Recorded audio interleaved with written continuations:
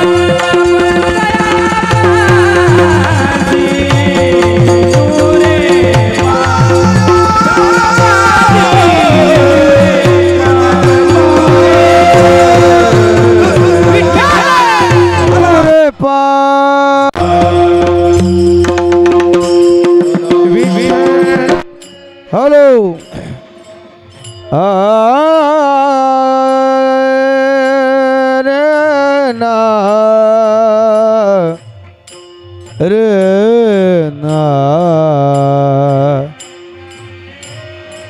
विठ्ठल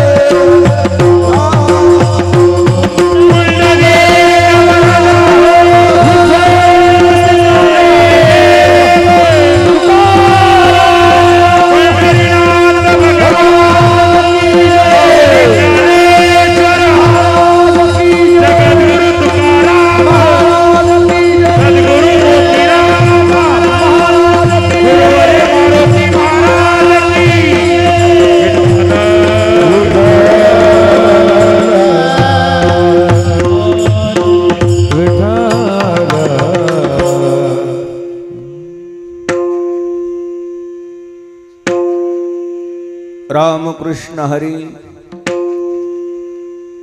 नित्यवदे जो वैखरी तयापाशी नुरे पाप नासे त्रिविधतो ताप नाम तेची परब्रह्म जप यज्ञ तो परम तयापासी नुरे पाप नासे त्रिविध तो ताप एका जनार्दनी जपा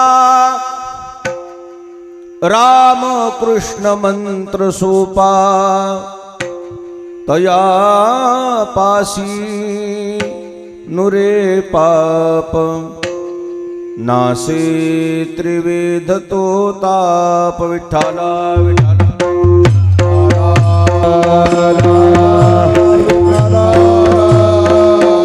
टाळी वाजवा मायबा हरी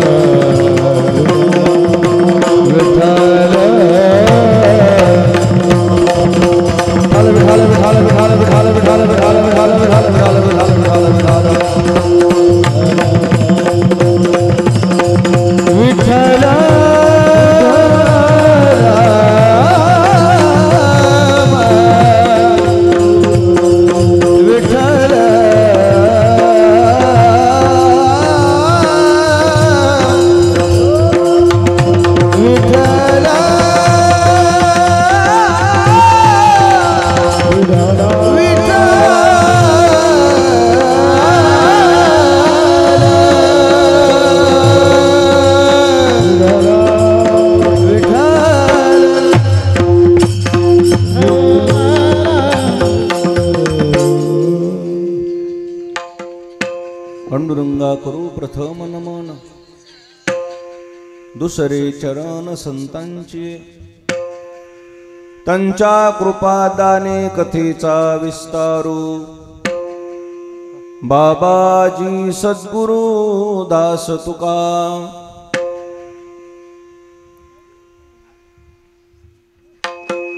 ग्रामदैवत मारुतीरायांच्या समोर समस्त ग्रामस्थ मंडळी, माहेर सर्वांच्या अथक परिश्रमातून आयोजित सुरू असलेला हा एकदिवसीय नियम कीर्तन सोहळा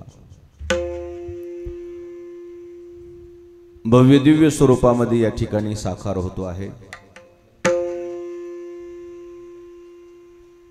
समारोपाचा प्रसंग आहे। या प्रसंगी उपस्थित सर्व आदरणीय महाराज मंडळी, भजनी मंडळी, गुणीजन मंडळी, श्रोते मंडळी, माता भगिनी, गावातले नवयुवक, छोटे बालक सर्वांच्या समोर शांती ब्रह्म पैठण निवासी नाथ महाराजांचा अभंग आहे। सद्गुरु मोतीराम महाराजांच्या, मोठ्या महाराजांच्या आशीर्वादाने सर्वजण मिळून सेवा करू। विठाला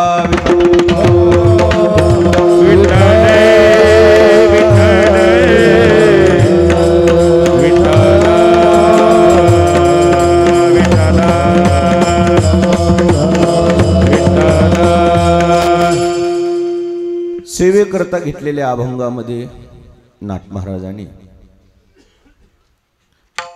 वाचेचं तप सांगितलेलं आहे।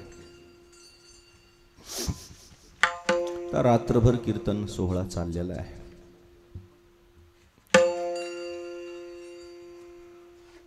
प्रत्येक वक्त्याने, प्रत्येक कीर्तनकाराने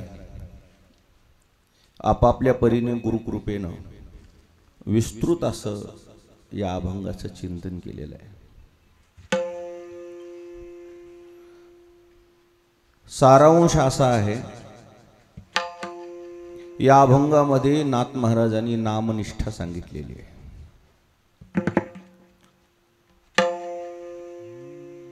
या कलियुगामध्ये जीवाला तरुण जाण्याकरता एकमेव उपाय आहे, एकमेव पर्याय आहे, म्हणजे नामस्मरण।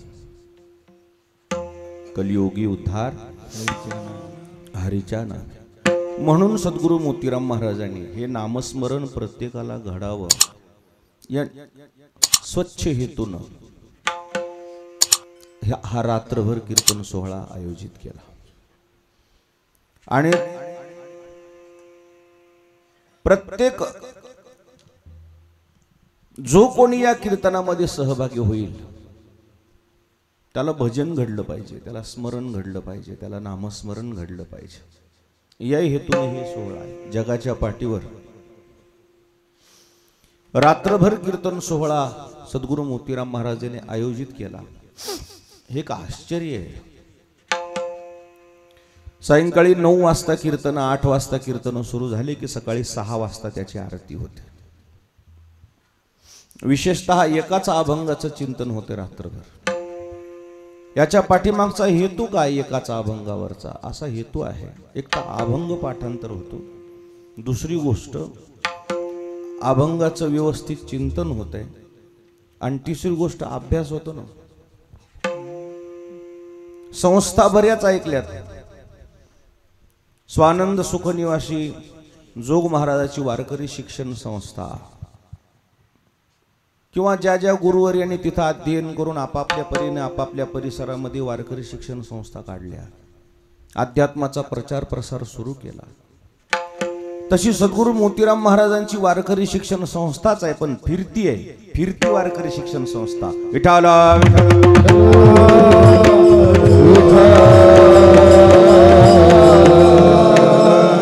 फिरती वारकरी शिक्षण संस्था का म्हटलो त्याचं कारण आहे, एकाच अभंगावर रात्रभर कीर्तन केले म्हणजे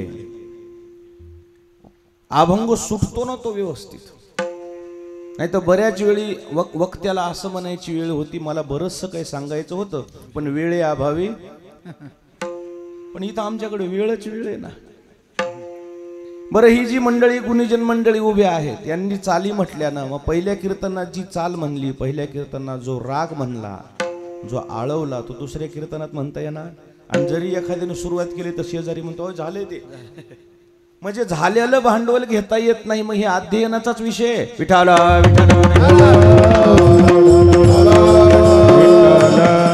झालेलं प्रमाण घेतलेला श्लोक घेतलेली ओवी पुन्हा आपल्यातून येऊ नये म्हणून ते वक्ते हजर राहायचे.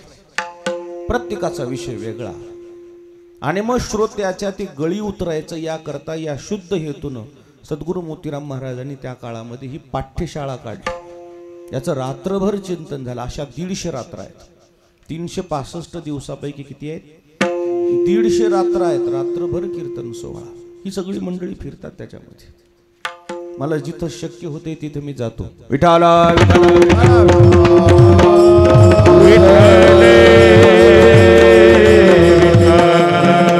या रात्रभर कीर्तन सोहळ्याचा हेतू असा आहे, संतांचे प्रमाण खरे व्हावे या हेतून हा सोहळा ठेवला. एक प्रमाण म्हणा किशोर भाऊ तुम्ही. वैष्णवा घरी सर्व काळ, वैष्णवा घरी सर्व काळ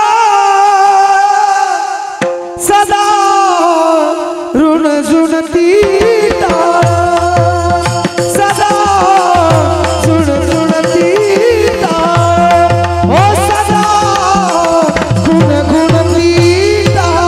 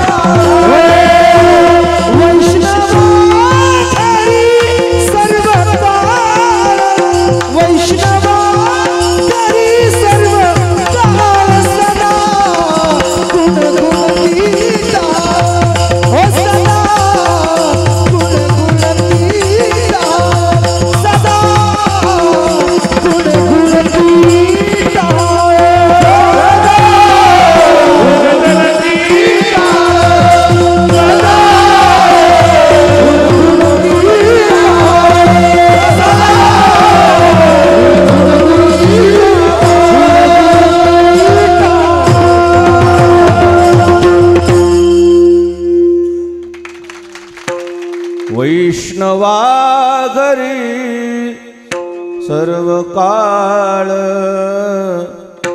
सदा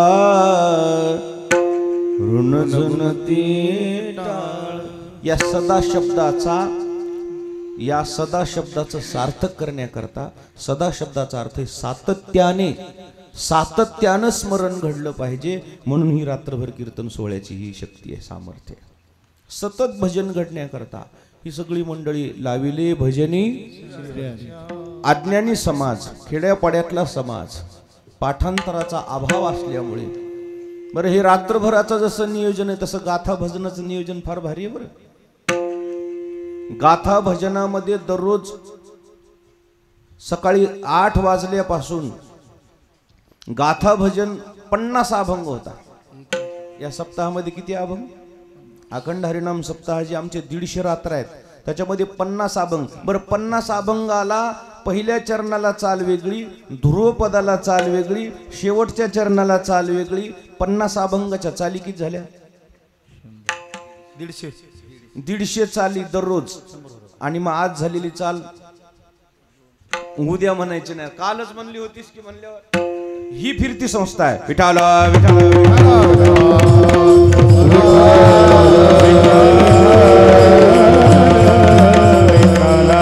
जेणेकरून आपल्याला स्मरण घडेल, जेणेकरून भजन घडेल, जेणेकरून साधना घडेल, जेणेकरून तपश्चर्या घडेल, अशा शुद्ध हेतून या परंपरेनं रात्रभर कीर्तन सोहळ्याची ही प्रणाली चालू आहे. त्यामध्ये आजही फार सुंदर नाथ महाराजचा अभंग घेतला. कोणी घेतला अभंग? भरत महाराज जोगी. नामनिष्ठा सांगितली, यामध्ये वाचेचं तप सांगितले नाथ महाराजांनी. राम कृष्ण हरी नित्यवदे जो वैखरी, तयापासी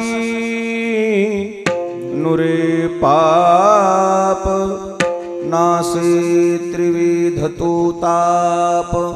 या तपावर सर्वस्व अवलंबून आहे.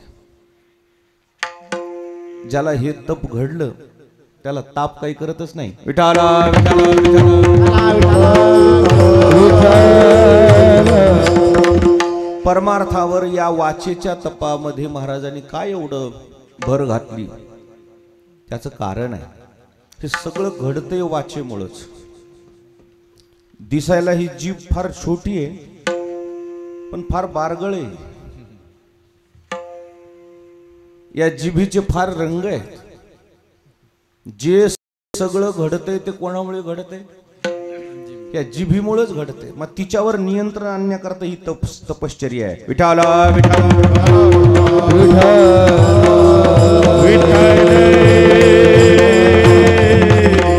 या वाचेनं आपल्याकडून ही तपश्चर्या होण्याकरता महाराजांनी हे सोपी साधना सांगितलेली आहे. नाहीतर ही वाचे मग माणसं बडबड बडबड बडबड बडबड करतात. या वाचेनं जेवढं माणसाकडून पाप होतं तेवढं दुसरं कशानंच होत नाही. दिसायला फार ही छोटीशी आहे जीभ, पण हिच्याकडून किती दोष घडतात. 12-14 प्रकारचे पाप आहेत याच्यामध्ये. विरोधी वाद बळू,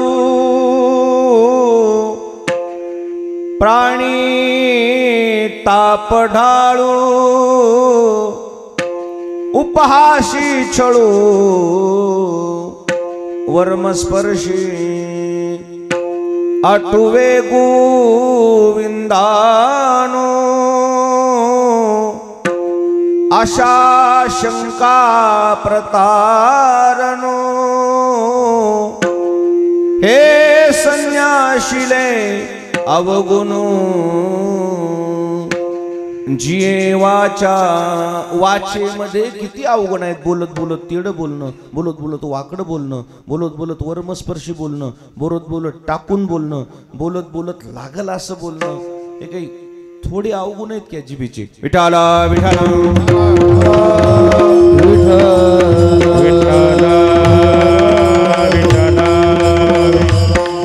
या जिभीने जे दोष घडतात माणसाकडून, माणसाला वाटते मी काय म्हणलो, मी तर सहज बोललो. इथूनच घडले ना रामायण, इथूनच घडले महाभारत. दुसरं घडले कशाने? वाचेनं जे काही चुकीचे शब्द गेले तिथून तर इतिहास घडला. शास्त्र पहाना, द्रौपदीची चूक झाली, महाभारत घडलंय. सीताई साहेबाची चूक झाली, जिभीवरचं नियंत्रण सुटलंय, रामायण घडले. यांच्याकडून काय काय घडत असेल. आणि म्हणून या सगळ्या गोष्टीवर नियंत्रण आणण्याकरता एकच पर्याय आहे, ते म्हणजे फक्त स्मरण. विठाला विठाला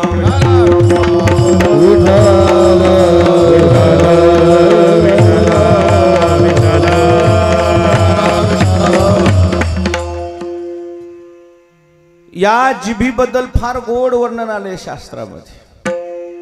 फार चांगल्या चांगल्या लोकांनी हिच्याबद्दल काही काही तक्रारी व्यक्त केल्यात. एके दिवशी दातानं बैठक घेतली. 32 लोक बहुमत झालं. आणि आता कुठेही गेलं तर कशाला किंमत आहे? बहुमतालाच किंमत आहे. मग बहुमत झालं ह्या एके दिवशी कशाचं? दाताच. जीभ कशी पडली मग? अपक्ष, एकटीच. ते दात म्हणले तू जरा नीट राह. म्हणले काय झालं? आमचं बहुमत आहे, आम्ही 32 आहेत तू एकटी आहेत. दंत कहे जीभ से हम 32 तू अकेली माय. 31 म्हणजे तुम्ही नीट राह जरा. ती म्हणली आहे तुमचं खरं, तुमची आकडा तुमचा कशाचा आहे? बहुमताचा. मी एकटी जरी असली ना म्हणली, पण माझ्यावर सगळं अवलंबून आहे. एक बार तेडी चली तो 32 गिर जाय. एखादा माणूस जर वाकडं बोललं आणि त्यानं जर शिवी दिली ना, समोरचा माणूस म्हणतोय दातच पाडी. बोललंय कोण? जीभ. दात मार कोण खाले? म्हणजे या सगळ्या गोष्टी कशावर अवलंबून आहेत?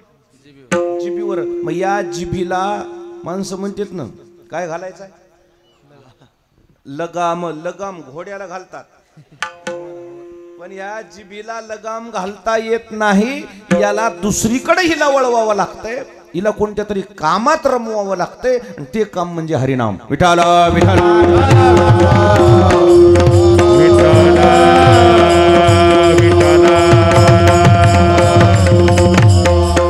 या जिभेनं नसलेली कामं करतात या वैखरीनं माणसं. विनाकारण निंदा करायची, कोणाची निंदा करायची. खरी परिस्थिती माहीत आहे की नाही कोणास ठाऊक, पण उचलली जीभ की लावली टाळूला. खरी परिस्थिती काय कोणास ठाऊक काय, किंवा लोक म्हणाले तुला माहिती आहे का, तू होता का तिथं, नाही बा आपल्याला काय, किंवा लोक म्हणू लागले, मग काय जीभ उचलून लावतो टाळूला. निंदकाचे तोंड साबणाची वडी, देहाची पासोडी शुद्ध. शाबा शाबा शाबा. देहाची पासोडी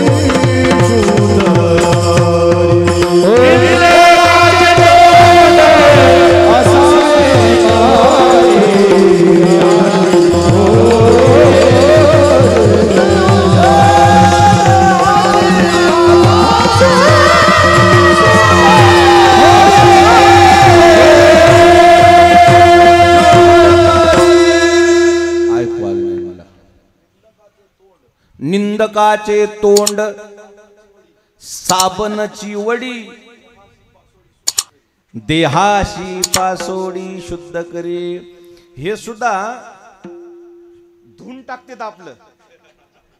काय करते, असो खळ आयशे फार, आम्हा तयाचा उपकार, करती पातकाची धुनी. आणि मोल न घेता आपण जर एखाद्याची निंदा केली, आपण जर एखाद्याबद्दल चुकीचं बोललो, ते आपल्याला त्याचा दोष लागतोय, याचं घेणं देणंच नाही. लोक उचलली जिपके, लोक तुला काय करायचं, तू गप ना, तू आपला हरिनाम घे ना. ना म्हणला माणसं म्हणले तुला काय करायचं. तुला खरी परिस्थिती माहिती आहे का, आणि खरी परिस्थिती माहीत असली तरीही बोलू नये असं शास्त्र आहे.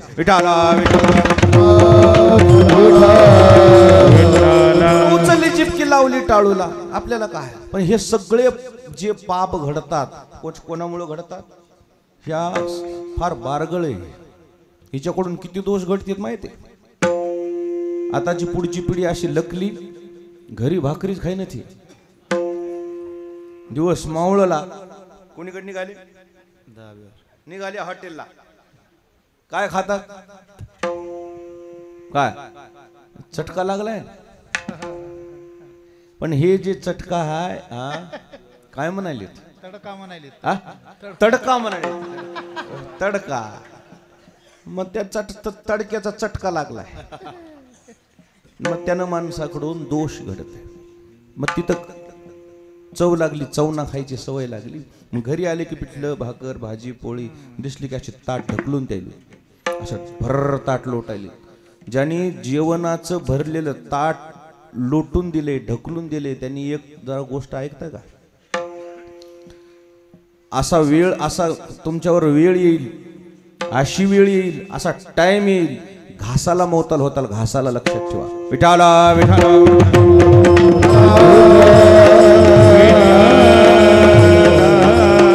जे ताट तुम्ही लोटलंय ना, ते ताटाला लोटलं नाही, ते परमात्म्याला लोटलंय तुम्ही. ते ताटामध्ये कोण आहे पाहते. वदनी कवळ घेता नाम घ्या श्री हरीचे, सहज हवन होते नाम घेता पुकाचे. जीवन करी जीवित्वा अन्न हे पूर्ण ब्रह्म, उदर भरण नोहे जाणजे यज्ञ कर्म.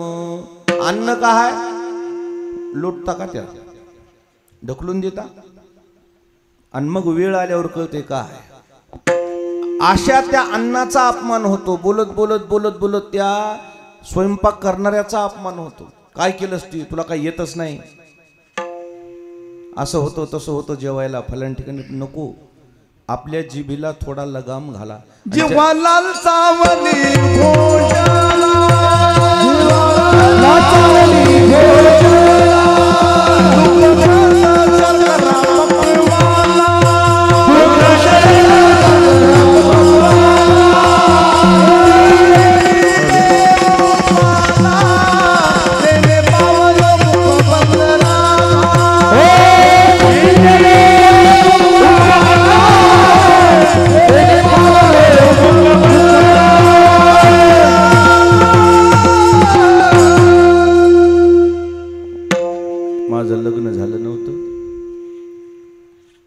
मग पद्मावतीला थांबायचो मी.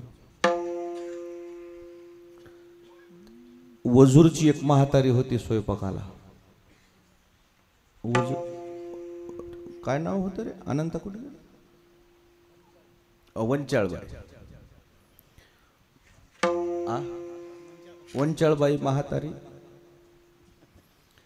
मग आता हे रात्री मी 10-11 वाजता कीर्तनावरून आलेला. सकाळी उठलं की आपलं कीर्तनाला निघायचं. आता लेकरू उपवाशी चाललंय म्हणून रात्रीच्या भाकरी ज्या होत्या, रात्रीच्या भाकरी सकाळी तिनं त्याचा काय केला, असा चुरमा केला आणि मग त्याची फोडणी टाकली. शिळ्या भाकरीचे ते चुरमा केला, त्याचे पोहे म्हणा की थोडक्यात मग असे केले, त्याची फोडणी टाकली. मी आपलं स्नान केलं, जे काही 5-5 ओव्या आणि 5 आपलं वाचलं, गडबडीनं निघायचं. तर मला म्हणले, वागा काय थोडं केलंय, खाऊन जाय. मला मनातल्या मनात वाटलं मी चिल्लर आहे काय, शिळं खातो काय, रोज मला पंचपक्वान नाही. थोडा गड्डा आला म्हणा कोणाला येते, आणि आमच्यासारख्याला तर साहजिकच येणं. जरा बघा ना ते फटाके हे हे गड्डा आणतात लोक, येत नाही. काय करते, वातावरण तयार करतात. वातावरण तयार झाले की माणसाला अरे बाप काय पोझिशन आहे म्हणला. गड्डा आला मला. मी म्हणलं मला नाही खायचं. अरे तिथं गेल्यावर भेटतंय न भेटतंय, असं भरलं ताट ओलांडून जाऊ नये. एक घास तर नुसतं शिव त्याला. मला गरज नाही म्हणलं मला याची गरज नाही. आणि खरंच ताट असं लोटलं नाही, थोडं बाजूला सारलं. बाजूला सारलं, गाडीत बसलो, निघाल्यावर जिथं कीर्तन होतं, अगोदर जेवण नंतर कीर्तन असा नियम आहे आमचा. अगोदर मग एनर्जी येते ना, पेट्रोल नाही गाडी कशी चालली. तिथे गेल्यावर ते लोक म्हणलेच नाही जेव्हा किशोर महाराज 11 ते 1 कीर्तन. 11 ते 1 कीर्तन झाल्यावर मी आता म्हणावं आता काय नियोजन आहे, कोणाच्याच कपाळाला गंध दिसणं. समजलं का नाही तुम्हाला? काय पडलेलं, सुतक पडले. 1 वाजला. ते काही घरी चला म्हणणार, जेवण बरं, लग्न नाही, जायचं कुठं.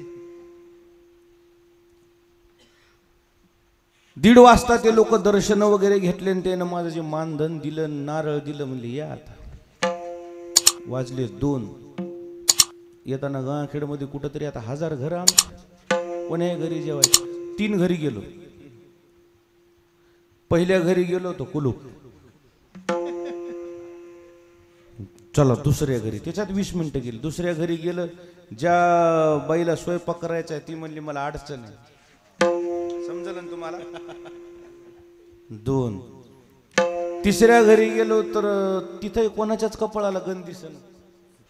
बाईच्या कपाळाला कुंकू नाही, कुंकू नाही, त्या पुरुषाच्या कपाळाला गंध नाही. म्हणजे ह्याला बी काय वाजले 3. कैलासराव किती वाजले? 3 वाजता. मला थोडं उजळलं की आपलं चुकलंय गड्या, म्हणलं गाडी काढ म्हणलं. 4 वाजता जी पुन्हा पद्मावतीला आलो, आणि पुन्हा पद्मावतीला आल्यावर ते जे वंचाळबाईनं केलेले ते जे सकाळचे ते रात्रीचे शिळ्या भाकरीचे तुकडे होते ना, त्याच ताटावर ती राग जेवली नाही. लेकरू उपाशी गेलं, ती जेवली नाही. तेच उरलेले तुकडे, तेच कुटके तिनं मी दुपारी 4 वाजता खाल्ले. करता काय सांगा? आपण खाये शिळ्या भाकरी ते, आपण खाये आपण खाये शिळ्या भाकरी ते, आपण खाये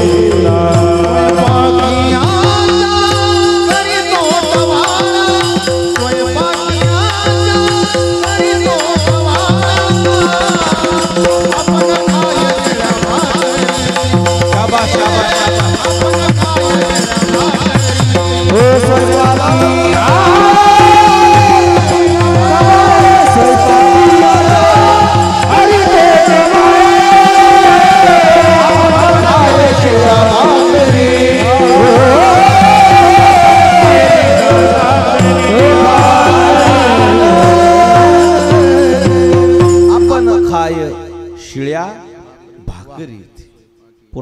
वाजता आलं पुन्हा 4 वाजता ते खाल्लं. त्या दिवशी संकल्प केला, भरलेल्या ताटाचा अपमान करायचा. विठोबा अन्न भरलेलं असल्यावर अपमान करायचा नाही. काही काही भरलेल्या ताटात हात धुतात. विशेष करून आपल्या सहकार्याला सांगायचं, भरलेल्या ताटातून जर तुम्हाला उष्ट ठेवून उठायचं असेल तर कदाचित जात नसेल तर उठू शकता, तसं तर घेऊच नका ना अतिरिक्त, घेऊच नका. आणि जर अतिरिक्त असेल, जातच नसेल तर निदान त्याच्यात हात तरी धुवू नका. ताटात हात धुणं चांगलं नाही. माझ्या लग्नामध्ये केशव महाराज उकळीकर आले होते. ते म्हणले मी आजवर मी कोणाच्याच लग्नाला गेलो नाही. म्हणलं का नाही गेली? माझं कसं होईन ना म्हणून मी जात नाही. आता कुठून होईल? आणि मी म्हणलं मग आता ठीक आहे, मग आता माझा दोस्ताना आहे, सगळ्या महाराष्ट्राला माहित आहे. मग आले लग्नाला, अंतरपट धरलं होतं. कोणताही नवरदेव असला तर नवरी बघावंच वाटते किंवा थोडं. आता ते महाराज असलं तर काय होत, ते अंतरपट त्याला ते खाली ते खाली कर म्हणले. आता खाली कर म्हणले की ते ब्राह्मण आता सुद्धा आमचा दोस्त खाली केल्यावर मी आपल्या नवरीकडे बघायला लागले. केशव महाराज मला वर करे. मी म्हणलं तुला का देख होणार रे? बघत नसतात म्हणलं. मी म्हणलं का नाही बघत? म्हणलं न जाणून लग्न लागताना जर काळी सावळी बायको दिसली तर रामदास स्वामी सारखं पळून जाताना म्हणून बघत नाहीत म्हणते. पहिल्या बघतच नव्हते नवरदेव. पहिले नवरदेव कधी बघत होते बायकोला? बघायला जात होते? बघायला जातच नाही, बापानेच बघितल्या. काळ्या झर नवऱ्या काय करावं बाबा म्हणले, भेटतच नव्हत्या. पैसे काय करावं, भेटतच नव्हते. अहो आमच्या बापाला म्हणले, मी आमच्या वडिलाला म्हणलं, दादा इतकी कशी काळी बायको केली म्हणलं तुम्ही? आमची माय पुढीच होती अशी बघायची. काय म्हणलास? आम्ही म्हणलं मी बापाला म्हणलं तुला करतो म्हणलं. दादा म्हणलं मारुतराव महाराजाचे चिरंजीव म्हणल्यावर काय गोरीपान बायको भेटायला पाहिजे. काय तुम्हाला बायको हीच भेटणे गेली म्हणले, मला हीच भेटली बाबा, उपकार मान म्हणले. आमची माय जे रागावली माझ्यावर, तुमचा पलडाय ना उजेड म्हणली, बस झाला आम्ही असू दा काळी सावळी कशी असेल. भेटतच नव्हत्या पहिले. म्हणून ते आंतरपट जे होतं ना ते उंच का दिसलं लावायचं, त्याचं कारणच ते होतं. काय मंगलाष्टक काय अंतरपटा ते धरा. आधी अलीकडे तुकडा आहे काहीतरी, ते चालीव म्हणा ना, असं जरा थोडस चालीव असं येत नाही तुम्हाला, असं थोडं म्हणा ना. हा तुम्ही ध्यानावर नाही तर. ज्ञानेश्वर माऊली घेऊ का? आली लग्न घाटी कसमी पाहणवरी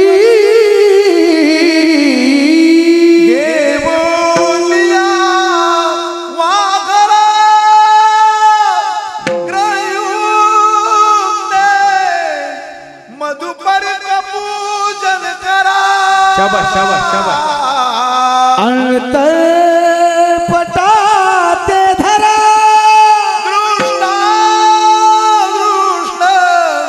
वधूवरान करणे दोऱ्या सदा दोघे करावी उभी बहुगन बलान करणे कुर्या सदा मंगल वधूवर शोभवतू सावधान. जेवण केल्याशिवाय कोणी जाऊ नये. आणि मग ते धरलं अंतरपट माझ्या मध्ये. त्या इकडे आता लय जाऊ नका तिकडे. अंतरपट वर धरले. केशव महाराज म्हणले तसं नसते बेटा. धरलं म्हणलं माझा ते मंगलाष्टक म्हणणारे असे. कोणी म्हणाले मालकाच्या लग्नात मला मंगलाष्टक म्हणे 100 म्हणता काय म्हणता. 7 झाल्या 8 झाल्या. ती धरलेला हार लागला हलायला माझा. मी म्हणली घुसून बसून म्हणली ते. मी म्हणलो केशव महाराज काय मी वाचत नाही म्हणले. किती मंगलाष्टक? 11 मंगलाष्टक. त्याला म्हणलं खालून हात लाव बाबा. मग ते हात धरला हाराला. मग धरता धरता म्हणले मी कोणाच्याच मालक लग्नाला येत नाही, तुमच्या आलो. लग्नाला आलो ही माझी खून माझी आठवण म्हणून काय करता, काय करू सांगा दादा.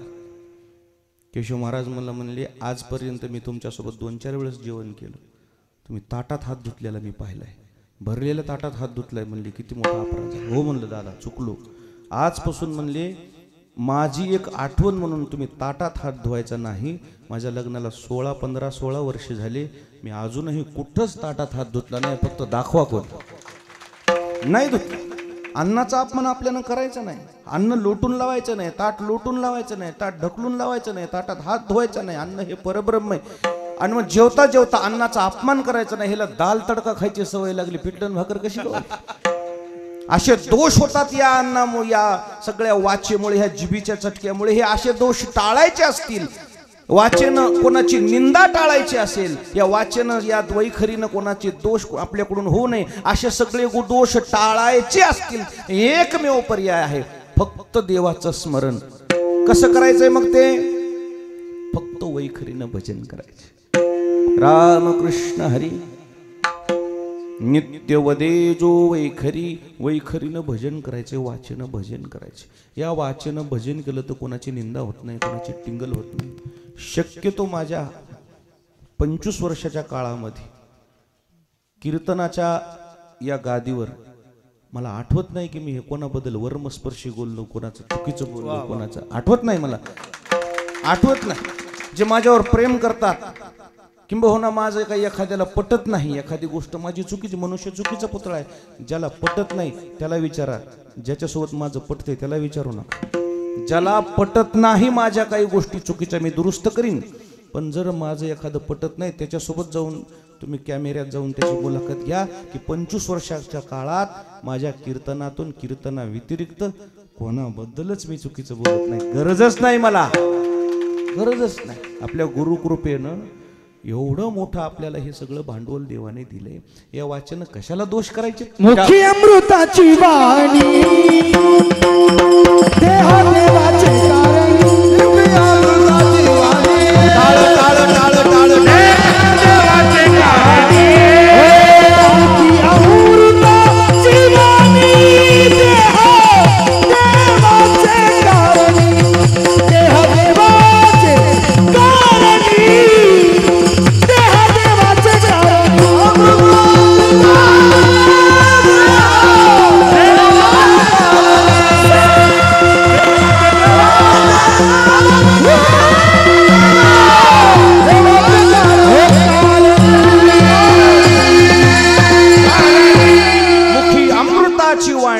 देह देवाचे, देवाचे स्मरण सोडून कशाला लोकांचे उकंडे उकरायचे?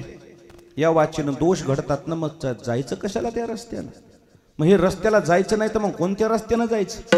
नित्य वदे जो वैखरी, या वैखरीनं फक्त नाम. ऐसे गरजो ही वैखरी, वैसे गरजो ही वैखरी,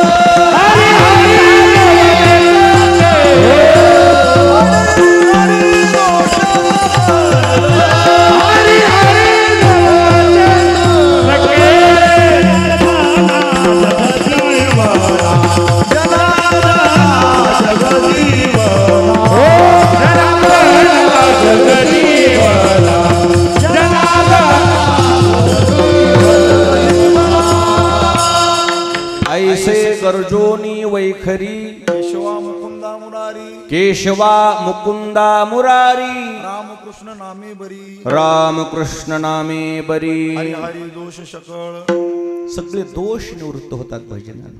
कशाला रस्त्याला जायचं त्या चुकीच्या?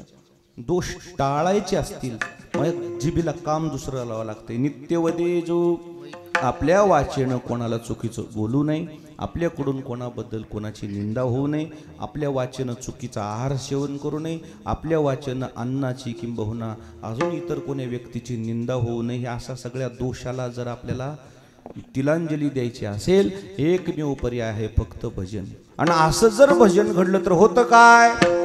तयापासी नूरे पाप तयापासी नूरे पाप तयापासी नूरे पाप तयापासी नूरे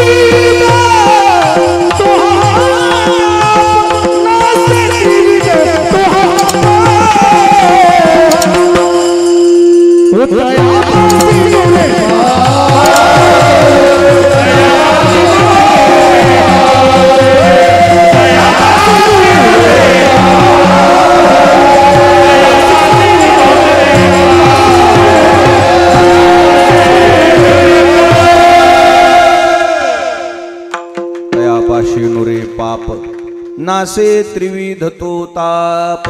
पाप शिल्लक राहत नाही त्याच्याजवळ. पाप होतच नाही. आणि झालं जरी पाप तर ते पाप शिल्लक राहत नाही. ते पाप जळून जातं. एवढं सामर्थ्य भजनामध्ये आहे. आणि म्हणून वाचन नित्य शब्दानं असा महाराजांनी अर्थ अभिप्रेत केला की सातत्य असलं पाहिजे त्या भजनामध्ये. आमच्या देवाचं नाव तोंडाला येते पण कधी दुख में सब सुमिरन करे सुख में करे ना कोय सुख में सुमिरन करे तो दुःख काहे को. फक्त आपल्याला संकट आल्यावर देवाचं नाव तोंडाला येते. परंतु नित्य आणि सातत्यानं जर देवाचं स्मरण घडलं त्याच्याकडे पाप शिल्लक राहत नाही. त्याचं जाय त्रिविध तो ताप जाय त्रिविध तो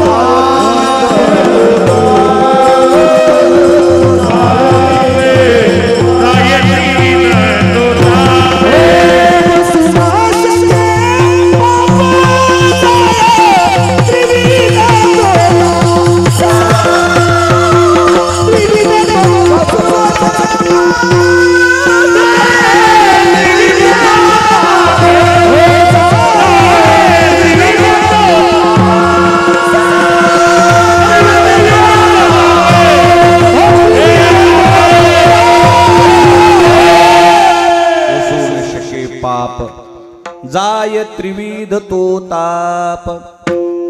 पापाची होळी होती. पाप शिल्लकच राहत नाही. दुसरी गोष्ट त्रिविध तापाची होळी होती. त्रिविध तापही त्याला बाधक ठरत नाहीत. आता बसलेले माणसं म्हणतील महाराज मी एवढे जे साधू संत ऐकले होते साधू संतांचे चरित्र ऐकले होते त्यांच्या जीवनामध्ये तर भरपूर ताप ऐकलेत. जे 3 ताप सांगायलेत ना आदिभौतिक आदिदैविक आध्यात्मिक आदिदैविक आणि आदिभौतिक. आध्यात्मिक ताप म्हणजे शरीराला पीडा होणे. कोणत्या साधूला शरीराला पीडा झाली नाही नाव तरी सांगायचं. कोण म्हणलं त्यांना ताप नसते. आपल्यापेक्षा ताप त्याच्या मागे जास्त आहे. सामान्य माणसापेक्षा साधूची छळणा होती. त्याचं कारण आहे पितळाची परीक्षा होत नाही सोन्याची परीक्षा होती. भरपूर साधू संताला ताप. कोण्या साधू संताला ताप झाला? बसलेली माणसं म्हणतील महाराज मग एकच काय प्रमाण लावले जाय त्रिविध तो ताप त्यांच्याकडे नसतं का? त्यांना बाधक नाही का? ते आहे ना. कोणत्या साधू संताला शरीराला पीडा नव्हती सांगा बरं? रामकृष्ण परमहंसांना कॅन्सर झाला होता.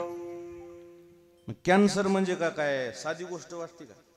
मग तो ताप नाही. ताप आहेच ना. किती साधू संतांना आजाराची लागण झालेली सांगायची तुम्हाला दाखवायची. आता सध्या आळंदीमध्ये त्यांचं जन्म शरीर जे आहे, जन्मगाव त्यांचं शरीर परभणी जिल्ह्यातलं आहे. कोठाळा म्हणून इकडं गाव आहे. कोठाळ्याचे एक स्वामी विश्वेश्वरानंद जी आहे, त्यांचं लिव्हर खराब झालं, त्यांच्या किडन्या खराब झाल्या. आता आळंदीमध्ये ते आहेत सध्या. पुण्यामध्ये काल परवा त्यांच्या दोन्ही गोष्टीचं ऑपरेशन झाले, ते सुखरूप आहेत. काल परवा तर त्यांनी ऑनलाईन येऊन प्रवचन सुद्धा केलं. खूप मला चांगलं वाटलं, दिलासा वाटला, श्रद्धा बसली देवावर. मग आता लिव्हर खराब होणं, किडन्या खराब होणं हा ताप नाही का? हा ताप आहे. पण संतांच्या दृष्टीनं मग ताप जरी असला ना, त्या तापाच्या बाबतीत संत का नाही तुमच्या आमच्यासारखं मनाला लावून घेत नाहीत. काय करून घेत नाहीत? मनाला लावून घेत नाहीत. त्या तापाला सामोरं जायचं बघतात. किंबहुना तो ताप आहे ना, जीवाग्री लावून घेत नाहीत. काशीरामभाऊ विडोळीकर भजन रत्न आमच्या जिल्ह्यातलं भजन गंधर्व, त्यांना शेवटी सरते समयी कॅन्सर झाला. जुने हर्सुलकर माऊलीला कॅन्सर झाला. आमच्याकडे फार मोठं अधिष्ठान होतं. शेवटच्या सरते शेवटी 3 महिन्यामध्ये मोठ्या महाराजाला पॅरालिसिस झालता, अर्धांगवायू झालता. मग ठीक आहे, त्यांच्या शरीरानं त्यांच्या ह्यानं मग ती सगळी माणसं यायची दुरुस्त करायला. महाराजांच्या कृपेनं बऱ्याच लोकांचं आजार दुरुस्त झाला. महाराजाला काही लोक म्हणले, महाराज हे काय नाही म्हणले, भोगून संपवावं लागतं म्हणले, नाही तर म्हणले ह्याच्याकरता दुसरा जन्म घ्यावा लागतो. ताप तुमच्या आमच्या नजरेत आहे. साधू संत तापाला तुमच्या आमच्यासारखं घेतच नाहीत, त्याला सामोरं जातात. किती प्रयत्न केले आपण त्या दुरुस्ती करता. होय रामचंद्र महाराज, आम्हाला लोक इलाज सांगायचे, आम्ही तेच करायचं. आम्हाला काय म्हणायचं, असं करा तसंच करायचं. एक जण म्हणले हत्तीच्या पायाखालची माती आणावं लागते. मी शेगावला गेलो हत्तीची पायाखालची माती आणायला, महाराजाच्या शरीराला लावायला. नाही ते केलं. शेगावला संस्थानला म्हणलं असं असं. महाराज माहित आहे म्हणले, आम्हाला माहित आहेत म्हणलं पायाखालची माती पाहिजे. हत्ती बाहेर काढत आहे ना महाराजा करता, आरतीशिवाय हत्ती बाहेर निघत नाही म्हणले आमचा. पण मारुतराव महाराजाला जर अर्धांगवायू झाला असेल तर आम्ही हत्ती त्याच्या करता बाहेर करतो, संत करता नाही तर कोणा करता आहे म्हणले. हत्ती बाहेर काढला. ते हत्ती बाहेर काढून त्याच्या पायाखालची माती पुन्हा माझ्याजवळ दिली. जा म्हणले, गजानन महाराजाचा आशीर्वाद. झालं तर झालं. ती एक जण म्हणलं कुत्र्याची लघवी लावावं लागते. रात्रभर कुत्र्याला, दिवसभर मी घेऊन हिंडलो. दिवसभर त्याला ती मेन कापड लावून, कॅरी बॅग लावून. लोक म्हणले काय करायला? अरे मी माझ्या बापा करता लघवी काय, याची घाण काढीन म्हणले. लघवीच काय सांगायला, याची घाण काढीन म्हणले. खूप प्रयत्न केले, खूप रामचंद्र महाराजांना विचारा, खूप प्रयत्न केले. महाराज म्हणले, हो का म्हणून तुम्ही रिकाम्या मोडक्या झोपड्याला डिळा लावायला तरी खालून. महाराज असं म्हणलं, बाबा खरं सांगा हे काय. एक प्रसंग सांगेन तुम्हाला किशोर महाराज. रात्री 1:30 वाजता अनंत महाराजाला झोप लागली आणि आम्ही पिक्चर बघून आलो. खऱ्याला काय खबर आहे, जे आहे ते आहे. पिक्चर बघून आलो 2-4 जण, आम्ही मित्रच, कंपनीच राहायचो. आता लघवीला जाता येते का? पॅरालिस झालेला जाता येते का? एकटेच गेले इथून तेवढ्या लांब, एकटे गेले. सर पॅरालिस झाले तर पाय निकामी होते ना, सरळ गेले एकटेच जाऊन आले. आणि आम्ही दिसलो की त्या पलंगावर असं करायचं, उगच पडले होते. मी म्हणलं आम्ही धरणार नाहीत, आता इमानदारनं सांगा, खरं सांगा म्हणले हे का आहे. मी म्हणलं तुला, महाराज म्हणले तुला कळलं नाही, बस झालं म्हणले, आरडू नको म्हणले. मी म्हणलं बाबा तुम्ही एकटी गेलात नाही, एकटी आत्ता जाऊन आलात आणि आम्ही दिसले की अंग टाकून द्यायला, धरा जाताना कुठं धराय होतं कोणी म्हणले. महाराज म्हणले हे माझ्या नशिबाला आलाय म्हणले ताप, पण गुरुकृपेनं ह्याचं निवारण होते, काय काळजी करू नको. मला याला भोगून संपवायचंय म्हणून मी ह्याला सांभाळले, नाही तर माझ्या गुरुकृपेनं हे राहत नाही म्हणले. इतकी ताकद आहे माझ्या गुरुकृपेत, राहत नाही म्हणले. पण मला याला भोगून संपवायचे. ताप कोण्या संताच्या मागे लागला नाही, पण तो भोगूनच संपवावा लागतो. विठाला इथं कोणाला तापानं सोडलंय, कोणाला सोडलंय, कोणालाही त्याला सामोरं जावंच लागणार. राजा हरिश्चंद्र तुका म्हणे जाती टाळ टाळ टाळ टाळ टाळ टाळ टाळ टाळ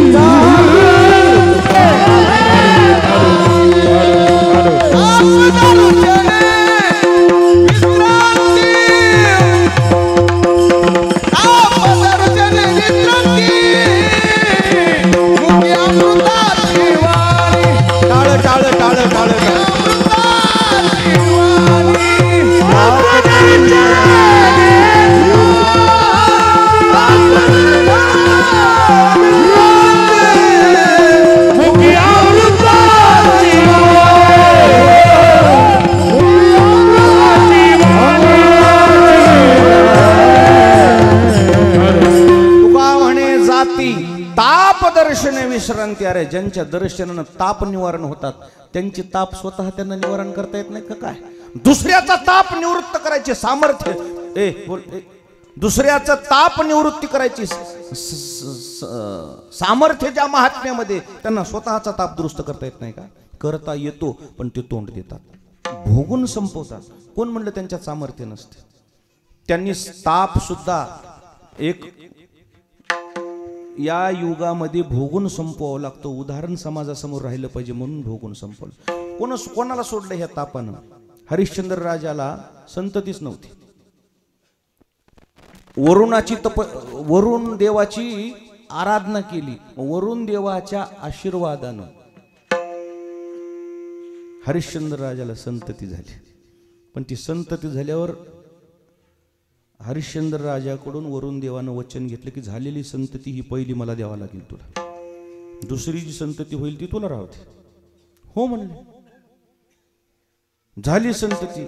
लेकर होस तर माणसं नवस काय करतात आणि झाल्या विसरून जातात. या 9 दिवसांनी लेकर होतात नाही ते विषय सोडून द्यावाला. परंतु तप असल्यावर तपश्चर्यानं काय होत? झालं असं. झाली संतती. संतती झाली की वरुण देव म्हणले मग ती संतती मला देतो म्हणलं होता. द्यायला काय हरकत नाही म्हणले देवा, पण आता चांगलं काम करायचं म्हणलं सुतकात कसं करता येईल? 2 वेळेला सुतक पडतंय माणसाला, त्याला वृद्धी म्हणतात. एक जन्माचं 10 दिवस आणि मृत्यूचं 10 दिवस. म्हणले मी मला वृद्धी आहे ना, इर्दी म्हणतो आपण. मग इर्दीत तुम्हाला दान कसं करू म्हणले? 10 दिवस काय करता येत नाही. खरंय म्हणले त्याचं. 10 दिवसाला पुन्हा आले. अरे म्हणले मला मुलगा देतो म्हणलास, मला दे ना यज्ञामध्ये आहुतीन लेकरू टाक म्हणले यज्ञामध्ये, मला येत पोहोचते. हरिश्चंद्र राजा म्हणला द्यायला काय हरकत नाही, पण असा नियम आहे जी ही बळी द्यायची का, जी ही बळी द्यायचं का देवासमोर बळी द्यायची प्रथा होती ना पहिली, त्या बळी देणाऱ्या त्या जीवाला दात पाहिजे. बिना दाताची काय देता येत नाही, बळी देता येत नाही. म्हणले लेकराला दातच नाही ना. खरंय म्हणले. वर्ष 6 महिने झाले की त्याला आले दात. दात आल्यावर कसं आहे देतो म्हणलास, देतो म्हणले, पण काय काही गोष्टी असं आहे म्हणले परिपक्व गोष्ट देत जाऊ, चांगली गोष्ट दान देत जाऊ, म्हणजे चुकीची गोष्ट दान देत जाऊ नये.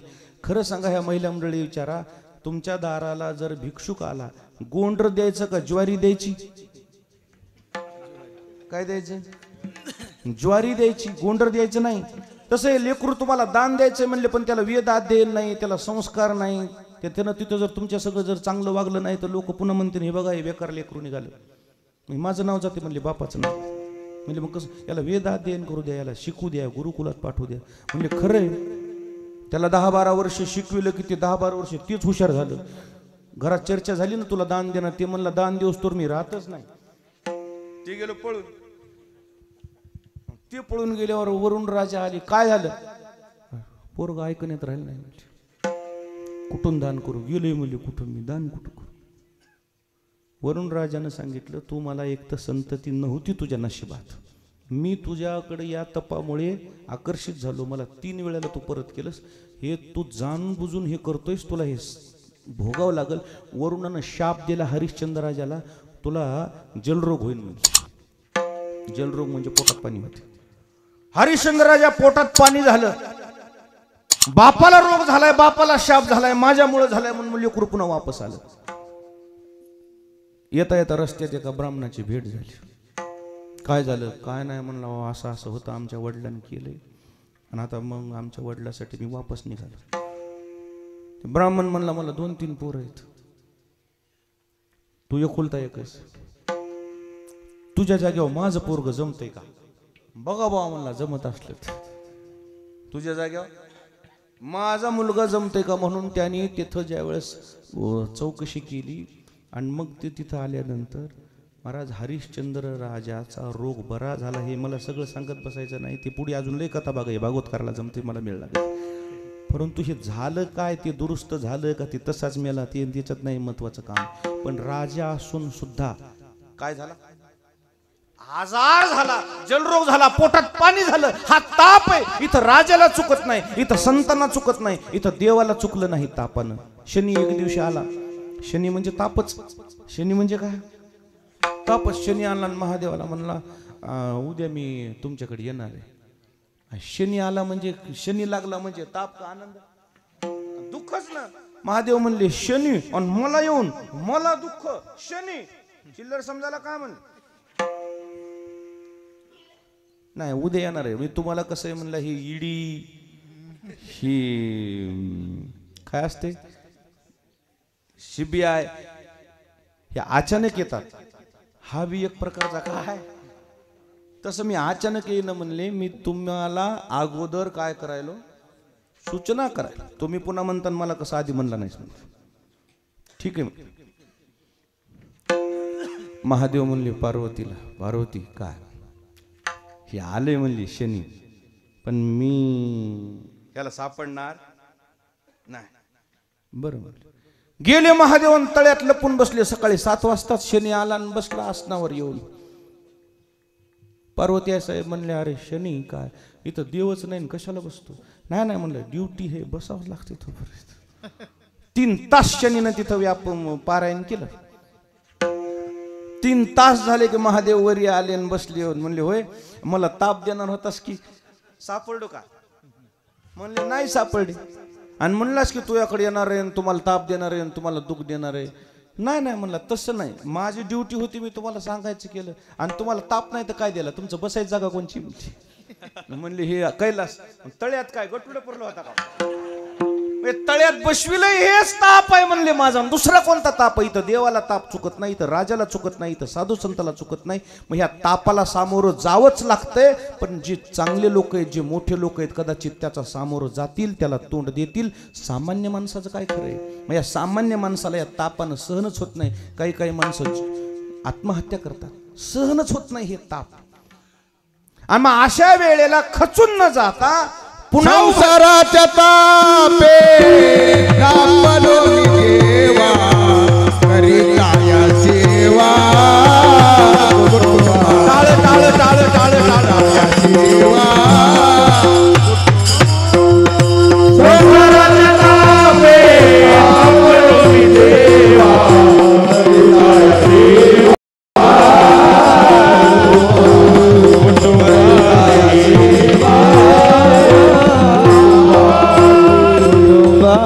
संसाराच्या तापे तापलो मी देवा. नसलेला ताप माणसाच्या मागं लागते. एक शरीराला पीडा, एक हा आध्यात्मिक ताप आहे, काही आदिभौतिक ताप आहे, काही शरीराला दुसऱ्यापासून पीडा होती. साप चावला, विंचू चावला, भूकंप आला, अमुक झालं, अतिवृष्टी अनावृष्टी, हे नसलेले ताप. दुसरं दैवाचा कोप, ह्या दैवाचा कोप आहे.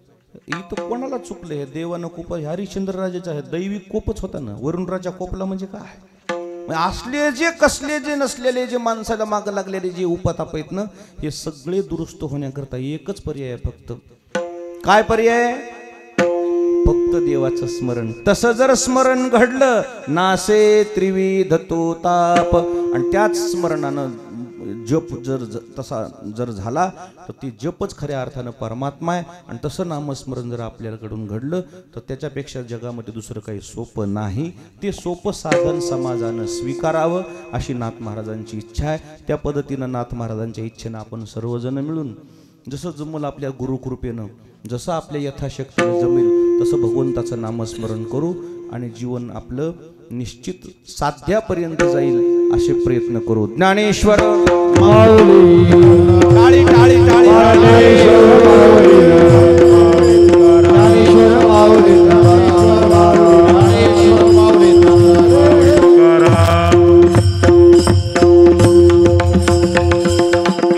भैरवी शॉर्ट मध्ये म्हणा, असे शॉर्ट मध्ये. तुका म्हणे एका जनार्दनी हरी एका जनार्दनी जप.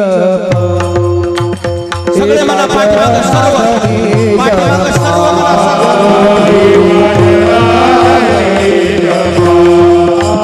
एका